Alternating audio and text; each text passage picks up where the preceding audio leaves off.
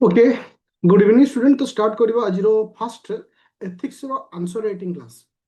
तो मु तुमको एथिक्स रो तीनोटी क्लास पढ़ाई जो थे दुईटी बेसिक कॉन्सेप्ट थिला डिटरमिनेंट्स ऑफ एथिक्स भी पढ़ाई और ताकू लेकिन गोटे केस स्टडी बा आज तुम सहित मु डिस्कशन करी पूर्व वर्ष गोटे क्वेश्चन पेपर आज ए केस स्टडी हिसाब से नहीं पार आमर जी क्वेश्चन आसे 250 मार्क रु 130 पाखापाखि 120 पाखापाखि केस स्टडी आसी आउ केस स्टडी रे गोटे स्टूडेंट स्कोर करबा अति सहज जदि से केस स्टडी रो फॉर्मेट जानि पाइला केमती केस स्टडी लिखा जाए ताकू भी जानि पाइला देन एटा तुमको वेरी इजी हो। फास्ट मु तुमको सहित शेयर करूची क्वेश्चन पेपर तुम सहित तापर शेयर करी आंसर शीट। ओके जो भी क्लास आम करुचे जो भी क्लास आम कंडक्ट करवा समस्त क्लास जो मैंने pre plus main batch join कर रैपिड फायर जॉइन कर तुमको अवेलेबल कर दिया जीव। ओके गोटे सेकेंड।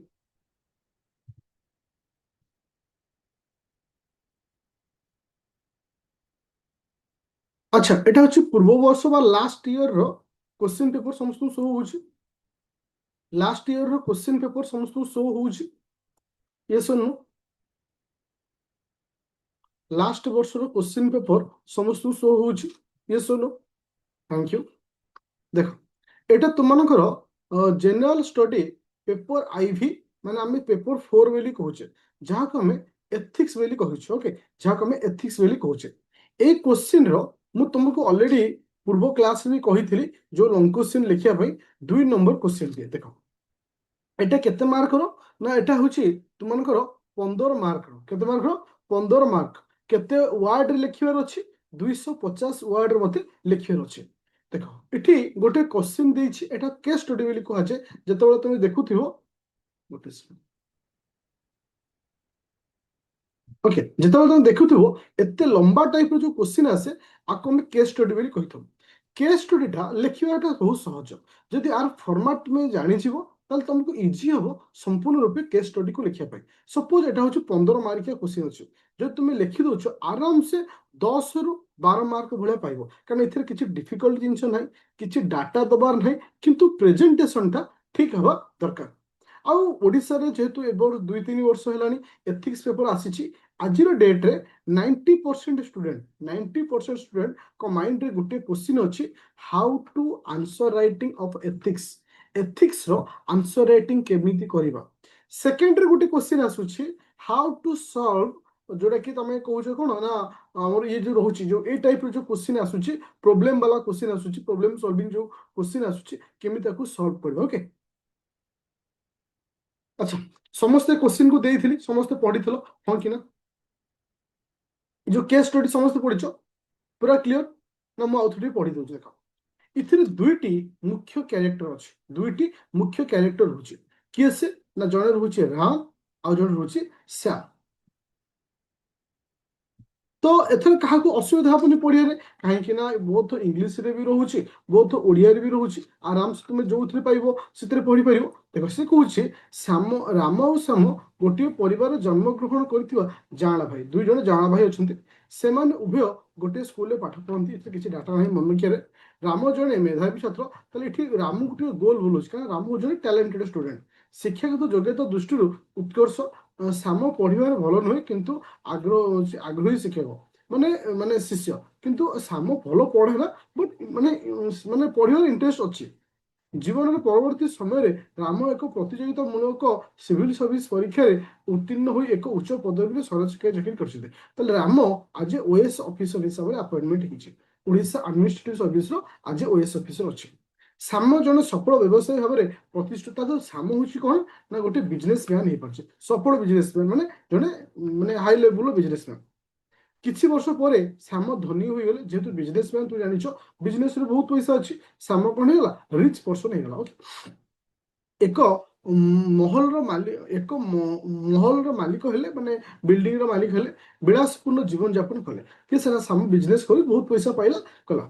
राम जी जड़े सचोट चाकरी चाकरी कर्मचारी एवं साधारण दरमा पाती एवं तांको भाई श्याम द्वारा ଉପଭୋଗ କରାଯାଉଥିବା ବିଳାସପୂର୍ଣ୍ଣ ଜୀବନଶୈଳୀ ସାମଗ୍ରୀରୁ କିଣି ପାରନ୍ତି ନାହିଁ। ତାହେଲେ ଏଇଠୁ ଆମକୁ କ'ଣ ଗୋଟେ ଡାଟା ମିଳିଲା ନା ରାମ ହେଉଛି ଜଣେ ଉଚ୍ଚ ଅଧିକାରୀ, ଯୋଉଟାକି OS ଅଫିସର ଅଛି, ଆଉ ସଚ୍ଚୋଟ ଅଧିକାରୀ। ସେ ମାନେ ଏପଟ ସେପଟ ବାଲା ନୁହେଁ, ସଚ୍ଚୋଟ ଅଧିକାରୀ। ଆଉ ସେ ଯେତିକି ଦରମା ପାଉଛି ବା ଯେତିକି ସାଲାରୀ ପାଉଛି, ଶ୍ୟାମ ଯୋଉ ଅୟସପୂର୍ଣ୍ଣ ଜୀବନରେ ବଞ୍ଚିଛି ବା ବଞ୍ଚୁଛି, ରାମ ତାକୁ ଫୁଲଫିଲମେଣ୍ଟ କରିପାରୁ ନାହିଁ। ତାପରେ ଏଇଠି ରାମର ସାଙ୍ଗମାନେ ରାମକୁ କହୁଛନ୍ତି, କ'ଣ କହୁଛନ୍ତି? ରାମଙ୍କ ସହକର୍ମୀ ଏବଂ ବନ୍ଧୁମାନେ ତାଙ୍କୁ ଦୁର୍ନୀତିଗ୍ରସ୍ତ ହୋଇ ଟଙ୍କା ରୋଜଗାର କରିବା ପାଇଁ ପ୍ରବର୍ତ୍ତାନ୍ତି। ତ ଏଠି ରାମକୁ କୁହନ୍ତି ତୁମେ କାରଣ OS ଅଫିସର ଅଛ, ପଇସା ତ ବହୁତ ଉପରି ଆସୁଛି, ପଇସା ମାରିକି ଆଣ, ମାନେ ଉପରି ଆଣିବା ପାଇଁ କହନ୍ତି। ତଥାପି ରାମ ନିଶ୍ଚିନ୍ତ ଅଛନ୍ତି ଯେ ସେ ଜନସାଧାରଣଙ୍କର ସେବକ ଏବଂ ତାଙ୍କ କର୍ତ୍ତବ୍ୟ ହେଉଛି ନିଃସ୍ୱାର୍ଥ ଭାବରେ ଦେଶ ଏବଂ ଲୋକଙ୍କର ସେବା କରିବା। କିନ୍ତୁ ରାମ ଏତିକି ଜାଣିଛି, ମୁଁ ହେଉଛି ଲୋକମାନଙ୍କର ସେବକ, ମୋ କାମ ହେଉଛି ନିଃସ୍ୱାର୍ଥପୂର୍ଣ୍ଣ ରୂପେ ଲୋକଙ୍କୁ ସେବା କରିବା। ତାଙ୍କ ବନ୍ଧୁମାନେ ତାଙ୍କଠାରୁ ତାଙ୍କ ଯୁକ୍ତିକୁ ଅବ୍ୟବହାରିକ ଆଦର୍ଶବାଦ ବୋଲି ପ୍ରତ୍ୟାଖ୍ୟାନ କରନ୍ତି। ମାନେ ସେ କହନ୍ତି, ତାଙ୍କ ବନ୍ଧୁମାନେ କୁହନ୍ତି ରାମ ଯୋଉ କଥା କହୁଛନ୍ତି ସେ ହଉଛନ୍ତି କ'ଣ ଅବ୍ୟବହାରିକ ଆଦର୍ଶବାଦ ବୋଲି କହନ୍ତି। ତ ଏଠି କୋଶ୍ଚିନ୍ ପଚରାଗଲା ଦୁଇଟି ଜିନିଷ, ଆପଣ କାହା ସହିତ ସହମତ ଏବଂ କାହିଁକି? ଦେଖ, ଦିଟା କୋଶ୍ଚିନ୍ ଆସିବ। ଆପଣ କାହା ସହିତ ସହମତ ମାନେ ରାମ ସହିତ ସହମତ ନା ରାମର ସାଙ୍ଗମାନଙ୍କ ସହିତ ସହମତ ଯେ ରାମ ହଉଛି ଇଏ, ହଁ ମାନେ ୱେଟ୍ କର ଟିକେ, ରାମ ବ୍ଲାକ୍ ମନି ଆଣୁ, ରାମ ପଇସା ଆଣିକିରି ତା ଭାଇ ଭଳି ଅୟସରେ ବଞ୍ଚୁ, ସେଥିରେ ସହମତ ଅଛ ନା ତୁମେ ରାମ ସହିତ ସହମତ ଅଛ? ଏଠି କୋଶ୍ଚିନ୍ ପଚାର। ଆଉ କାହିଁକି ବୋଲି ପଚାର। ତାପରେ ଏଠି ଆଉ ଗୋଟେ କୋଶ୍ଚିନ୍ ପଚାରିଲା, ସରକାରୀ କର୍ମଚାରୀ ଦରମାରେ ଏକ ସନ୍ତୋଷଜନକ ଅଭିବୃଦ୍ଧି ଅମଲାତନ୍ତ୍ରରେ ଦୁର୍ନୀତି ସମସ୍ୟା ଉପଯୁକ୍ତ ପ୍ରତିକାରକ ହେବ କି? ତାପରେ ତ କୋଶ୍ଚିନ୍ ଏଠି ପଚାରୁଛି, ସେକେଣ୍ଡ କୋଶ୍ଚିନ୍ଟି ଯେ ଯଦି ସରକାରୀ ଚାକିରିରେ ଆମେ କ'ଣ କରୁଛେ ମାନେ ସାଲାରୀ ବଢଉଛେ, ଇଏ କରପସନ କମେଇ ପାରିବ କି? ଦେଖ, ଯୋଉ ଜିନିଷ ଆମେ ଓଡ଼ିଆରେ କଲେ ଡିଟୋ ସେଇ ଜିନିଷ ଦେଇଛି, with whom do you agree, ତୁମେ କାହା ସହିତ ଆଗ୍ରି ରହୁଛ ଆଣ୍ଡ ହ୍ୱାଇ, କାହିଁକି? ମାନେ ତୁମକୁ ସେ କହୁଛି increase in the salary public servant, ଯଦି ଆମେ ପବ୍ଲିକ ସର୍ଭାଣ୍ଟର ସାଲାରୀ ଆମେ ବଢଉଛେ, ଇଏ କ'ଣ କରୁଛି ନା response to the problem of corruption, ମାନେ ଆମର ଯୋଉ ପ୍ରୋବ୍ଲେମ ଯୋଉ ରହୁଛି କରପସନର, ତାକୁ ସଲ୍ୟୁସନ କରିପାରିବ କି? ଏ ଦିଟା କୋଶ୍ଚିନ୍ ପଚାରିଛି। ଆଚ୍ଛା, ମୋର ଏଇଠି ଗୋଟେ କୋଶ୍ଚିନ୍, ଏଭ୍ରିୱାନ୍ କ୍ଲିୟର? କୋଶ୍ଚିନ୍ କ'ଣ ଅଛି, କେସ୍ ଷ୍ଟଡିଟା କ'ଣ ଅଛି, ସମସ୍ତେ କ୍ଲିୟର ଅଛ? ଫାର୍ଷ୍ଟ ମୋତେ କୋଶ୍ଚିନ୍ କୁହ, କେସ୍ ଷ୍ଟଡିଟା କ'ଣ ଅଛି, ସମସ୍ତେ କ୍ଲିୟର? ନୋ ଝିଲିମିଲି, ପୁରା କ୍ଲିୟର କଟ୍। ଏବେ ମୁଁ ତୁମମାନଙ୍କୁ ଶିଖେଇବି ଯେ କେସ୍ ଷ୍ଟଡି କେମିତି ଲେଖାଯାଏ। ଏବେ ମୁଁ ତୁମମାନଙ୍କ ସହିତ ସେୟାର କରିବି କେସ୍ ଷ୍ଟଡିଟା କେମିତି ଲେଖାଯାଏ। ଓକେ, ତୁମମାନେ ଆକୁ ଟ୍ରାଏ କରୁଛ ଲେଖିବାକୁ କ'ଣ କି ନା? କେହି କହିପାରିବ? ଦେଖ, ଆଜି ଗୋଟେ କେସ୍ ଷ୍ଟଡି ପଢେଇଲି, ଏଥିରେ ଏଇ ଟାଇପ୍ର କେସ୍ ଷ୍ଟଡି ତମକୁ ମୁଁ ଦେଇଦେବି ୱିଥ୍ ଆନ୍ସର ସହିତ, ଆଉ ତମକୁ ମାନେ ପ୍ରୋବ୍ଲେମ ହବନି, କାରଣ ଯୋଉମାନେ ଜଏନ୍ କରୁଛ ବ୍ୟାଚରେ। ଶୁଭସ୍ମିତା ମଲ୍ଲ ଲେଖିଛ, ଠିକ ଅଛି, ନୋ ସାର୍, କାହିଁ ଟ୍ରାଏ କରୁନ ଫାର୍ଷ୍ଟ ଟାଇମ୍? ଠିକ ଅଛି, ବେଶୀ ପାଇଲିନି। ଆଚ୍ଛା, ଲେଖିଛି ସାର୍, ମତେ ଆସିଲାନି, ଅଳ୍ପ ଲେଖିଛି। ଓକେ, ଠିକ ଅଛି। ତାହେଲେ ଆମେ ଏଇଠି କ୍ଲିୟର ହେଇଗଲେ କ'ଣ ନା ଆମକୁ କେତେଟା ଶବ୍ଦ ଭିତରେ ଲେଖିବାର ଅଛି। ମନେ ରଖ, ଏଟା ଯେହେତୁ 15 ମାର୍କିଆ, ଆମକୁ 250 ୱାର୍ଡରେ ଲେଖିବାର ଅଛି। ଆଉ କେମିତି ଲେଖାଯାଏ ଦେଖ, ଆମର 3ଟି ଷ୍ଟେପ୍ ୟାକୁ ଲେଖାଯିବ। ପ୍ରଥମ ରହିବ ଇଣ୍ଟ୍ରୋଡକ୍ସନ, ମଝିରେ ରହିବ ବଡି, ବଡିରେ ତମେ ସମସ୍ତ ଡେସ୍କ୍ରିପସନ ଦେବ, ଲାଷ୍ଟକୁ ରଖିବ କନକ୍ଲୁଜନ। କେସ୍ ଷ୍ଟଡିକୁ ଏଇ 3ଟି ଫର୍ମାଟରେ ତମେ ଲେଖିବ। ପ୍ରଥମ ହେଉଛି ଇଣ୍ଟ୍ରୋଡକ୍ସନ, ତାପରେ ହେଲା ବଡି, ତାପରେ ହେଲା କନକ୍ଲୁଜନ। ଆଉ ଗୋଟେ ଜିନିଷ ମୁଁ ତମମାନଙ୍କୁ କହୁଛି, ଏଥିରେ ଲେବଲିଂ କରିବା, ଡାଇଗ୍ରାମ କରିବା କୌଣସି ଆବଶ୍ୟକତା ନାହିଁ, କାହିଁକି ନା ଆମେ କେସ୍ ଷ୍ଟଡିକୁ ଡାଇରେକ୍ଟ ରିପ୍ରେଜେଣ୍ଟ କରୁଛେ। ଓକେ, ତ ଏଠି କ'ଣ କରାଗଲା ଦେଖ, ଏଠି କରାଗଲା ଇଣ୍ଟ୍ରୋଡକ୍ସନ ବା ପରିଚୟ। This case study highlight the conflict between social status based on wealth and ethical duty in public administration. তাহলে এটি আকচুয়ালি এটি আমাকে কোন সে শো করুছি highlight the conflict between social status based on wealth and ethical duty. তো এটি দুই জনক ভিতরে গোটে কনফ্লিক্ট ক্রিয়েট করুছি। ওকে, जोटा कि मु कहली जे ए जो केस स्टडीटा दुई जनक भितर कनफ्लिक्ट क्रिएट करूची।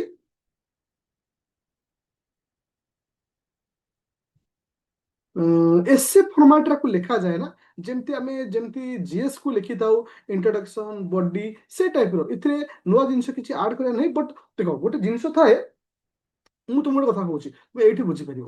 ଚିକେନ ଖାଇଛ? ଚିକେନ ଖାଇଛ ହଁ କି ନା?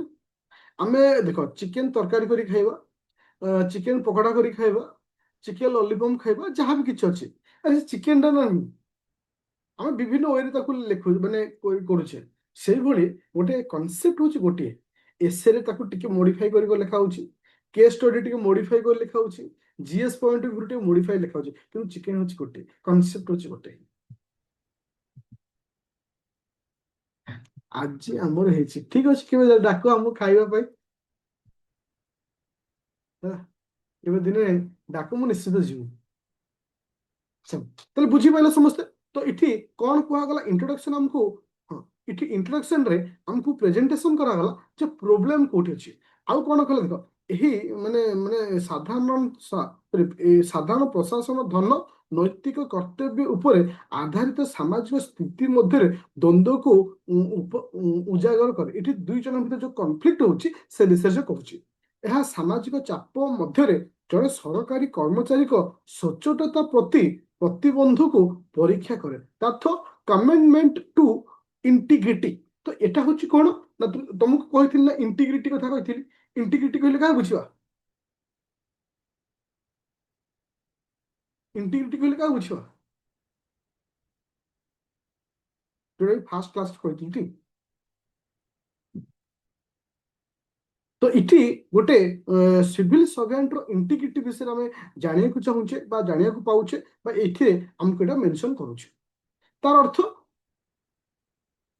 ହଁ, ମୋର ଦେନ୍ ମୋରାଲ ଆଣ୍ଡ ହେରୋଜ। ଓକେ, ଦେଖ ତାହେଲେ ଇଣ୍ଟ୍ରୋଡକ୍ସନ ଟାକୁ ଆମେ କେମିତି ରିପ୍ରେଜେଣ୍ଟ କଲେ? ଇଣ୍ଟ୍ରୋଡକ୍ସନ ସବୁବେଳେ ଏୟା ରିପ୍ରେଜେଣ୍ଟ କରିବ, ଏ ୱାର୍ଡ ଟାକୁ ମନେ ରଖ। ଇଣ୍ଟ୍ରୋଡକ୍ସନ ରେ ତମେ ସେୟା ରଖିବ କେସ୍ ଷ୍ଟଡି କଣ ଚାହୁଁଛି। ଇଣ୍ଟ୍ରୋଡକ୍ସନ ରେ ତମେ ସେୟା ରଖିବ କେସ୍ ଷ୍ଟଡି କଣ ଚାହୁଁଛି। ତାହେଲେ କେସ୍ ଷ୍ଟଡି କଣ ଚାହୁଁଛି? ଦୁଇ ଜଣଙ୍କ ଭିତରେ କନଫ୍ଲିକ୍ଟ ହେଇଛି, ଜଣେ ସରକାରୀ କର୍ମଚାରୀଙ୍କର ଯୋଉ କମିଟମେଣ୍ଟ ଟୁ ଇଣ୍ଟିଗ୍ରିଟି ପ୍ରତି ଅଛି, ତାର ପରୀକ୍ଷା ନେଉଛି ବା ତାର ପରୀକ୍ଷା ଏଠି କରାଯାଉଛି ଯେ ଜଣେ ସରକାରୀ କର୍ମଚାରୀ ଯେ ଉଚ୍ଚ ପଦବୀରେ ଅଛନ୍ତି ସେ କେତେ ଦୂର ସଚ୍ଚୋଟ, ସେଟା ପରୀକ୍ଷା କରାଯାଉଛି ଏଇ କେସ୍ ଷ୍ଟଡିରେ। ବୁଝା ପଇଲା? ତାହେଲେ ଇଣ୍ଟ୍ରୋଡକ୍ସନରେ କଣ ରଖିବ ସବୁବେଳେ ପାଇଁ?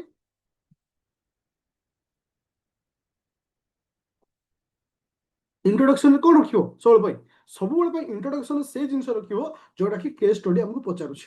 ପୁରା କ୍ଲିୟର ହେଲା? ଓକେ, ଏଇଠି ଷ୍ଟାର୍ଟ ଦେଇ ଲେଖିଦିଅ ଯୋଉଟା କି ଆମକୁ କେସ୍ ଷ୍ଟଡି ଆମକୁ ଯାହା ପଚାରୁଛି, ବା ତୁମେ କହିପାରିବ moral thought of the case study. Case ଷ୍ଟଡିର ମୋରାଲ ଥଟ୍ ଟା ଆମେ ଲେଖିବା।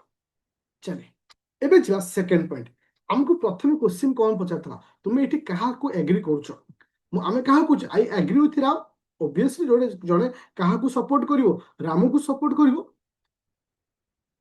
ତା ଫାର୍ଷ୍ଟ ହେଲା ଏଗ୍ରି ୱିଥ ରାମ। ତାହେଲେ ଆମେ ଏଠି କାହା ସହିତ ଏଗ୍ରି କରୁଛେ? ତା ରାମ ସହିତ ଏଗ୍ରି କରୁଛେ। I agree with Ram his stands ମାନେ ରିପ୍ରେଜେଣ୍ଟ ହାଇ ମୋରାଲ ଇଣ୍ଟିଗ୍ରିଟି। ଯୋଉ ରାମର ଯୋଉ ହାଇ ମୋରାଲ ଇଣ୍ଟିଗ୍ରିଟି ଅଛି, ତ ସେଇ ପଏଣ୍ଟ ଅଫ ଭ୍ୟୁରେ ମୁଁ ରାମ ସହିତ ଷ୍ଟାଣ୍ଡ କରୁଛି। ଓକେ, ରାମ ସହ ସହମତି ଏବଂ ଯଥାର୍ଥ, ମୁଁ ରାମଙ୍କ ସହ ସହମତ। ତାଙ୍କର ମତ ଉଚ୍ଚ ନୈତିକ ସଚେତନତାକୁ ପ୍ରତିଦ୍ୱନ୍ଦିତ କରେ, ଯେତେବେଳେ ତାଙ୍କ ବନ୍ଧୁମାନେ ଦୃଷ୍ଟିକୋଣ ଏକ ବିକୃତ ଭୌତିକବାଦୀ ମାନସିକତାକୁ ପ୍ରତିଫଳିତ କରେ।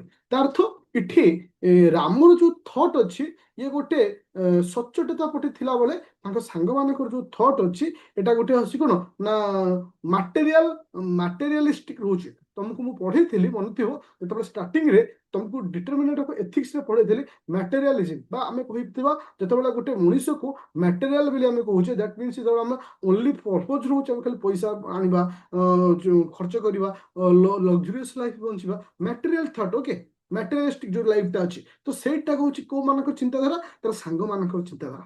ଓକେ, ତାହେଲେ ଏଇଠି ମୁଁ କ୍ଲିୟର ହେଇଗଲି କଣ, ମତେ ଯୋଉ କ୍ୱେଶ୍ଚିନ୍ ଟିକେ ପଚାରିଥିଲା ଯେ ତୁମେ କାହାକୁ ସପୋର୍ଟ କରୁଛ, ଏବେ କ୍ୱେଶ୍ଚିନ୍ ଆସିଲା କାହିଁକି ସପୋର୍ଟ କରୁଛ। ହ୍ୱାଇ ପଚାରିନଥିଲା ଯେ ମାନେ ହୁମ୍, କାହାକୁ ଆଉ କାହିଁକି ସପୋର୍ଟ କରୁଛ। ତିନୋଟି ପଏଣ୍ଟ ଦେଖିବା। ଦେଖ ଏଟାକୁ ମୁଁ ରଖିଛି ତିନିଟା ପଏଣ୍ଟରେ, ତୁମେ ଦୁଇଟି ପଏଣ୍ଟ ରଖିପାରିବ କି ଚାରିଟା ପଏଣ୍ଟ ରଖିପାରିବ। ତୁମେ ୟାକୁ ରିପ୍ରେଜେଣ୍ଟ ତୁମ ମୁତାବକ କରିବ ଯେ purpose of a civil servant. ଜଣେ ରାମ ଏଠି ଜଣେ ସିଭିଲ ସର୍ଭାଣ୍ଟ, ଗୋଟେ ସିଭିଲ ସର୍ଭାଣ୍ଟର କାମ କଣ ନା a civil servant is a trustee of public faith. ସିଏ ହଉଛି କାହାର ଗୋଟେ ଫେଥ ନା ପବ୍ଲିକ ଫେଥର ହଉଛି ଇଏ ହଉଛି ଟ୍ରଷ୍ଟି। କିନ୍ତୁ ଯଦି ଆମେ ଏଠି ଲକ୍ଷ୍ୟ କରିବା ଶ୍ୟାମକୁ ଦେଖିବା, ଶ୍ୟାମର ଯୋଉ ଇନକମ୍ ହଉଛି goal is business wealth creation is a business ମାନେ own by goal is business oriented. ରାମର ଏଠି ଶ୍ୟାମର ଯୋଉ ପଇସାଟା ଇନକମ୍ କରାଯାଉଛି ଏଟା କୋଉ ହିସାବରେ ଆସୁଛି ବିଜନେସ ଓରିଏଣ୍ଟେଡ। କିନ୍ତୁ ଏଠି ଗୋଟେ ପବ୍ଲିକ ସର୍ଭେଣ୍ଟର ମାନେ ଯିଏ ଅଛି ସିଏ ହଉଛି କିଏ ସେ ନା ଗୋଟେ trustee of public faith. Public ଫେଥର ଇଏ ହଉଛି ଗୋଟେ ଟ୍ରଷ୍ଟି। ତାପରେ କହିଲା public administration is derived by, ଯେ ଯୋଉମାନେ ପବ୍ଲିକ ଆଡମିନିଷ୍ଟ୍ରେସନରେ ମାନେ ଚାକିରି କରୁଛନ୍ତି ସେ କୋଉଠୁ ଆସନ୍ତି ସୋସିଆଲ ସର୍ଭେଣ୍ଟ ହିସାବରେ। ତାଙ୍କ କାମ ହଉଛି ସମାଜର ସେବା। ଜଣେ ଓଏସ୍ ଅଫିସର ହବ ଆର କାମ କଣ ସମାଜର ସେବା। ତାପରେ ଆସିଲା କଣ ନା ଇକ୍ୱିଟି, ଯାହାକୁ ସମାନତା ବୋଲି କୁହାଯାଏ। ସେ ସମସ୍ତଙ୍କୁ ସମାନ ୱେରେ ଦେଖିବ, ନିସ୍ୱାର୍ଥପରତା। ଓକେ, ସେଲ୍ଫନେସେସ୍। ଓକେ, ତ ଏଇଠି ଆମେ କ୍ଲିୟର ହେଲେ ଯେ ପ୍ରଥମ ପଏଣ୍ଟ ଆମେ ଦେଖିଲେ କଣ ଯେ ଆମେ କାହିଁକି ରାମକୁ ଏଠି ଚୁଜ୍ କଲେ। ଏଥିପାଇଁ ମୁଁ ରାମକୁ ଚୁଜ୍ କଲି ଯେ as a purpose of a civil servant, ଗୋଟେ ସିଭିଲ ସର୍ଭାଣ୍ଟର ପର୍ପୋଜ ହଉଛି ଜଣେ civil servant is a trustee of public faith. But ଏଠି ଯୋଉ ଶ୍ୟାମର ଯୋଉ ଇନକମ୍ ହଉଛି ଏଟା ବିଜନେସ ପଏଣ୍ଟ ଅଫ ଭ୍ୟୁରେ, ଆଉ ଜଣେ ପବ୍ଲିକ ଆଡମିନିଷ୍ଟ୍ରେସନ ଯିଏ ଅଛି ଡିରାଇଭଡ ବାୟ ସୋସିଆଲ ସର୍ଭିସ ଇକ୍ୱିଟି ସେଲ୍ଫନେସ୍, ଏଉଥିରେ କନସେପ୍ଟ ତାର ଡିରାଇଭ୍ ହେଇଛି। ଯଦି ମୁଁ କମ୍ପାରିଜନ କରେ, ଯଦି ମୁଁ ଦୁଇ ଜଣଙ୍କୁ କମ୍ପାରିଜନ କରୁଛି କାହାକୁ ନା ରାମ ଆଉ ଶ୍ୟାମକୁ କମ୍ପାରିଜନ କରୁଛି। କମ୍ପାରିଜନ ଅଫ ଯଦି ଆମେ ଦି ଜଣଙ୍କର ସାଲାରୀ କମ୍ପାରିଜନ କରିବା, salary with businessman profit is not a fundamentally ଦୁଇ ଜଣଙ୍କୁ ଆମେ କମ୍ପାରିଜନ କରିପାରିବା ନାହିଁ।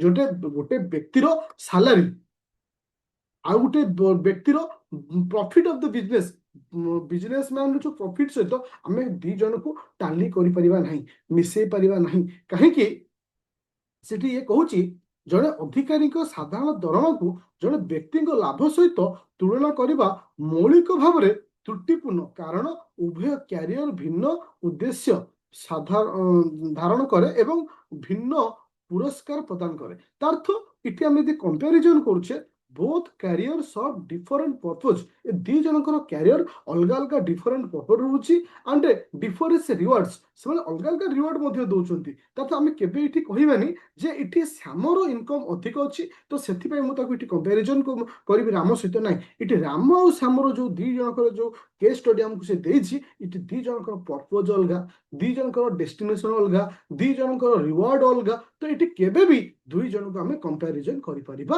ନାହିଁ। ଆଚ୍ଛା, ଏ ପର୍ଯ୍ୟନ୍ତ ପୁରା ବୁଝିପାରୁଛ। ଦେଖ କେସ୍ ଷ୍ଟଡି କେମିତି ଲେଖାଯାଏ। ତ ଗୋଟିଏ କେସ୍ ଷ୍ଟଡି ପଢିଦେଲେ ହେଇଯିବନି, ତୁମକୁ ମିନିମମ୍ 20ଟା ଖଣ୍ଡେ କେସ୍ ଷ୍ଟଡି ଲେଖିବାକୁ ପଡିବ। 20ଟା ଖଣ୍ଡେ କେସ୍ ଷ୍ଟଡି ଲେଖିଦବ ତମ ମାଇଣ୍ଡରେ ଆସିଯିବ। କାରଣ ଏଇ ଯୋଉ ୱାର୍ଡ ଆମେ ଲେଖୁଛେ କାଲି ସକାଳେ କିଛି ଗୋଟେ କୋଶ୍ଚିନ୍ ଥିବ, ତୁମେ ଏଇ ୱାର୍ଡକୁ ସେଥିରେ ମେନସନ କରିପାରିବ, ଏଇ ଫର୍ମାଟକୁ ସେଥିରେ ମେନସନ କରିପାରିବ, କିଛି ଅସୁବିଧା ନାହିଁ। ତ ଗୋଟେ ପିଲା କେସ୍ ଷ୍ଟଡି ଲେଖିବାର ଯୋଉ ଷ୍ଟାଇଲ ଅଛି ତାକୁ ଶିଖିଥିବା ଦରକାର। ଓକେ, ଚାଲ ତାପରେ ଆସିଲା କଣ ନା ଇନର ସାଟିସ୍ଫ୍ୟାକ୍ସନ, ଯେ ରାମ ଏଠି ଇନର ସାଟିସ୍ଫ୍ୟାକ୍ସନ ଉପରେ ଅଛି। କାହିଁକି ନା କେତେବେଳେ ଆମକୁ ଗୋଟେ ଇନର ସାଟିସ୍ଫ୍ୟାକ୍ସନ ମିଳେ, କେବେ ଦେଖିଛ ତମେ ଜଣେ କେବେ ଇନର ସାଟିସ୍ଫ୍ୟାକ୍ସନ ତମକୁ କେବେ ମିଳିଛି, କେବେ କହିପାରିବ,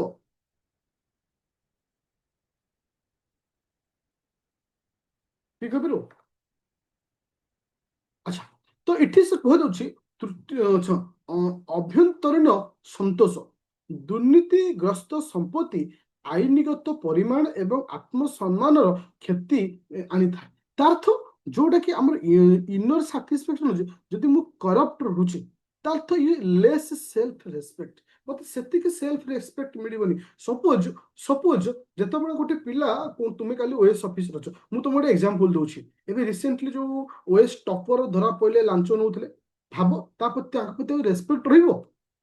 ଯୋଉ ରେସ୍ପେକ୍ଟ ଆଗରୁ ଥିଲା କେବେ ବି ରହିବନି। ତା ଅର୍ଥ କରପ୍ଟ ପର୍ସନ ଯିଏ, ସେମାନେ ସେମାନଙ୍କର ସେଲ୍ଫ ରେସ୍ପେକ୍ଟକୁ ହରେଇ ବସନ୍ତି। ଓକେ, ଆଚ୍ଛା, ସେ କହିଲା true satisfaction in public servant comes from, କୋଉଠୁ ଆସିବ ନା ଜଣେ ଜଣେ ମାନେ ସରକାରୀ, ସେ କହିଲା ଜଣେ ସରକାରୀ ସେବାର ପ୍ରକୃତ ସନ୍ତୋଷ ବ୍ୟକ୍ତିଗତ ବିଳାସ ନୁହେଁ, ଜୀବନକୁ ସକାରାତ୍ମକ ଭାବରେ ପ୍ରଭାବିତ କରିବାକୁ ବୁଝେଇଥାଏ। ତା ଅର୍ଥ ଏଠି କହୁଛି ଜଣେ true satisfaction in a public servant ମାନେ comes from a positively impact positive जो लाइफ अच्छी से आसता है not a luxurious life luxurious life रु केबे भी सेल्फ सैटिस्फैक्शन आसीबो नाही तुमर जो सोसाइटी पर तुम वर्क अच्छी से ही आसे ताहले इठी मु कोन रिप्रेजेंट कली मते जो क्वेश्चन टे देइथिला मते जो क्वेश्चन टे पचारिथिला जो केस स्टडी इथिरे मु इंट्रोडक्शन देली इंट्रोडक्शन परे एग्री विथ राम मु राम सहित एग्री हेली जे राम कहीं माने मु ताको सपोर्ट करिवि ता विषय वर्णना करी एबे क्वेश्चन कोन था सेकंड क्वेश्चन जदि मु इंक्रीज करछि सैलरी करप्शन कमिबो की अच्छा विल इंक्रीज सैलरी दरमा वृद्धि द्वारा दुर्नीति कमिबो कि आम करप्शन को कमी परिया कि increase salary is a necessary step गोटे गवर्नमेंट सर्वेंट रो सैलरी बढ़िबा निहायत दरकार तुमको सर आम यदि कहबे नाही सैलरी न बढ़ले भी चलो केमति चलो आज 8 पे कमिशन आसुचे 9th पे कमिशन आसबो because according to market market को बेस कर आसुचे but not a sufficient solution to cure corruption संपूर्ण रूपे करप्शन को ये मुक्त करने ये गोटे मध्यम नुहे तार केमती आम जाना जे आमर जो सैलरीटा बढ़ुची ये इम्पोर्टाट किंतु सेतिकी सैटिस्फैक्शन दब नहीं जेतिकी जड़े करप्ट कहू हबनी देख impact of the salary hikes salary यदि बढ़ुची कौन इम्पैक्ट हम it reduce need based corruption देख साधारणतः करप्शन दी प्रकार था गोटे थाए need based corruption need based corruption तुम देखिथिबो एबे वर्तमान बहुत सरकारी सेक्टर अच्छी जोठी लोक माने बिना परमानेंट रे काम करछन्ते बेसिकली तुम तहसील मानक देखिबो जो माने डाटा एंट्री माने अछन्ते ब्लॉक माने रे देखिबो जो डाटा एंट्री माने अछन्ते तो से माने होछ कोन कहलो 10,000 12,000 से माने चाकरी करछन्ते 7 वर्ष 8 वर्ष लानी से माने रेगुलर होनन्ते तांको पाखरे जणे 80,000 90,000 दरमा पाउथिबो से 10,000 15,000 पाइबो ऑब्वियसली से चाहिबोनी मो परिवार को टिके खुशी रखिबा मोर नीड को फुलफिलमेंट करिबा आकु को जे नीड बेस करप्शन जदि जनकर लो एकदम लो सैलरी हो से डेफिनेटली करप्शन करिवो तार तो ये कहिला impact of the salary hike रो इम्पैक्ट कोन करिवो it reduce need based corruption जोटा जो व्यक्ति 15,000 दरमा पाउथला करप्शन करथला जदि से 45,000 टका दरमा पाइबो से करप्शन करिबो पे चाहिबो कि केबे चाहिबोनी तार तो ये किछि मात्रा हम कमै परिबा तो एटा प्रति एवं लोअर लेवल ऑफिसर्स जो माने लोअर लेवल ऑफिसर अछंती सेमानक केस रे हम करप्शन को कमै परिबा को प्रकार करप्शन ना नीड बेस्ड करप्शन दरमा वृद्धि प्रभाव यह निम्न स्तरीय अधिकारी मध्य आवश्यकता भित्तिक दुर्नीति ह्रास करे एवं एक अमरा आरामदायक जीवन शैली सुनिश्चित करे जो कंफर्टेबल माने लाइफ हम जोटा कहूचे तांको से प्रोवाइड करे कहा जो माने लो लेवल ऑफिसर माने अछंती ताले आमे देखिले जे दरमा पडुची गोटे पॉइंट रे करप्शन कमिबो से कोन ना नीड बेस्ड करप्शन किंतु आउ गोटे साइड अछि आउ गोटे साइड कोन अछि ना आउ गोटे साइड होछि यह कहीं ह्रास पाए माने एटा कोन पाई आ बढ़िबनी वरिष्ठ स्तर रे दुर्नीति लोभ द्वारा परिचालित हुए आवश्यकता द्वारा नहीं देख जो माने ओएस ऑफिसर अछंती ओएस ऑफिसर नीड अछि कि तार करप्शन करियर जे मोर एति पैसा तो इठी माने इठी लोभ क्रिएट होछि नॉट ए नीड तार इठी नीड नहीं इठी ग्रीड आसुछि GREED जहाँ हम लोभ बोली कहूचे तो लोअर लेवल सीनियर लेवल रे जो करप्शन होछि एटा तुमरो लोभ अनुଯାयी होछि not the need basis corruption तो इठी किछि इंपैक्ट पड़िबनी तुम 8 पे आनो 9th पे आनो 10th पे आनो जेते पे आनिले भी करप्शन इठी होबा कथा होबो काहे कि ना ए जगह जो करप्शन होछि इठी नीड बेस नुहे एटा ग्रीड बेस करप्शन होछि पूरा बुझी पाइला समस्त ग्रुप ए रो अप्रोक्सीमेटली आपण 65 पाखापी पाइबो 65 70 पाखापी वर्तमान टाइम रे अच्छा तापर आसला कंक्लूजन लास्ट तो कंक्लूजन तुम्हें निजे एटा को जो लिखिबो जोटा कि लास्ट टाइम जोटा कि करप्शन कथा कहा गला जोटा कि से विषय कहा गला जंती दुर्नीति के अटकिया से विषय एटा तुम्हें दरमा गोटे सरकारी कर्मचारी को संकट को रक्षा करे तथापि दुर्नीति केवल सांगठनिक संस्कार कठोर आईनगत प्रभाव शासन रे नैतिक मूल्यबोध ही दूरे परिबा ओके आमे आउ बाकी कोथरे से वे रे आमे दुर्नीति को हटि परिबा नहीं ଓକେ ଯୋଉଟାକି କନକ୍ଲୁଜନ। ମୋର କ୍ୱେଶ୍ଚିନ୍ ରହୁଛି ସମସ୍ତଙ୍କୁ, ଯୋଉ ମାଇଣ୍ଡରେ ଗୋଟେ କ୍ୱେଶ୍ଚିନ୍ ଥିଲା ଯେ ଆମେ କେସ୍ ଷ୍ଟଡି କେମିତି ସଲ୍ଭ କରିବା, ସମସ୍ତେ ବୁଝିପାରିଲ? ସମସ୍ତେ ବୁଝିପାରିଲ କେମିତି ଗୋଟେ କେସ୍ ଷ୍ଟଡିକୁ ସଲ୍ୟୁସନ କରାଯାଏ? ଆରାମସେ ଗୋଟେ ପିଲା ଯଦି ଏଇଭଳି ଲେଖିବ 15ରୁ ଆରାମସେ 10ରୁ 12 ଭଳିଆ ମାର୍କ ପାଇବନି। କଣ ଅଛି ଏଥିରେ? ଖାଲି ଲେଖିବା ଟ୍ରିକ୍ ଦରକାର। ଆମେ ଖାଲି ଆଖି ବୁଝି ଦୌଡୁଛେ, ନାଇଁ ଆମକୁ ପ୍ରପର ଡିରେକ୍ସନ ବି ଦେବାର ଅଛି।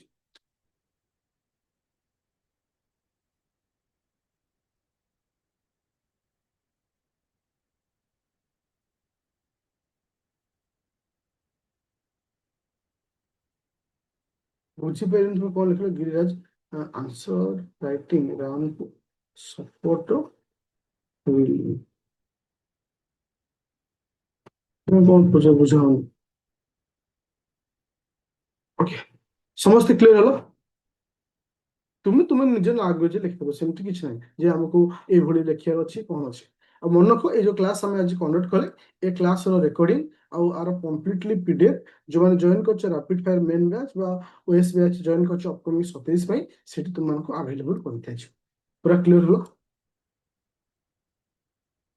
ହଁ ଆଜି, ହଁ ଆଜି ନୁହେଁ କାଲି ମୁଁ ତମକୁ ଆଉ କିଛି କେସ୍ ଷ୍ଟଡି ଦେଇଦେବି ୱିଥ୍ ଆନ୍ସର ସହିତ ଥିବ। ଓକେ, ତୁମେ ଆରାମସେ ତାକୁ ଲେଖିବ ଏଇ ଟାଇପର, ଯାହାଦ୍ୱାରା କଣ ହବ ନା ଗୋଟେ କନଫିଡେନ୍ସ ଆସିଯିବ ଆଉ। ଦେଖ ସମସ୍ତ ଜିଏସ୍ ପେପରକୁ ଇଂଲିଶ, ଏଥିକ୍ସଟାକୁ ଖାଲି ଓଡ଼ିଆ ଲେଖିଲେ ବି ଚଳିବ। ବର୍ତ୍ତମାନ ସେଟା ହେଇଯାଇଛି, ଓପିଏସସି କରିଦେଇଛି। ତମ ମନ ଅଧା ଇଂଲିଶ ଅଧା ଓଡ଼ିଆ ନେଇପାରିବ, ସବୁତକ ଇଂଲିଶ, ଖାଲି ଏଥିକ୍ସଟାକୁ ଓଡ଼ିଆ ନୁହଁ ନା, କିଛି ଅସୁବିଧା ନାହିଁ। ଓକେ, ତ କ୍ଲାସ୍ କଣ କରିବା?